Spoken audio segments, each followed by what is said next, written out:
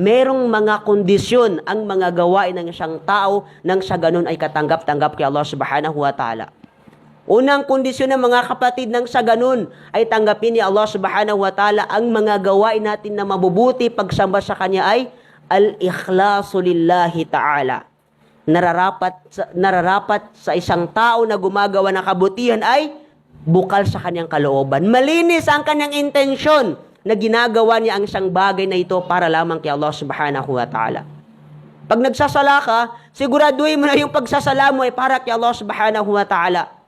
Pag nagbasa ka ng Quran, siguraduhin mo na yung pagbabasa mo ng Quran, yan ay para kay Allah subhanahu wa ta'ala, hindi pakitang tao lamang.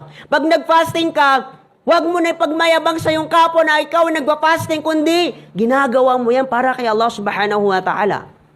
Pag nagsadaka ka, huwag mo ipagsabi kahit kanino man na ikaw ay nagbibigay ng sadaka, sapagkat yung pagbibigay mo ng sadaka, yan ay kabilang sa pagsamba mo kay Allah subhanahu wa ta'ala, at kapag yan ay pinagsasabi mo ay nawawala ng bisa ang sadaka, ang mabuting ginagawa mo. Yan ang unang kondisyon mga kapatid. Nang sa ganun ay matanggap lahat ng mabuting gawain natin, nararapat na magsisimula sa puso ng isang tao na meron siyang intensyon, meron siyang niya, at ito ay malinis na para lamang kay Allah subhanahu wa ta'ala, sapagkat ang sabi ni Allah subhanahu wa ta'ala, وَمَا أُمِرُوا إِلَّا لِيَعْبُدُوا اللَّهَ مُخْلِصِينَ.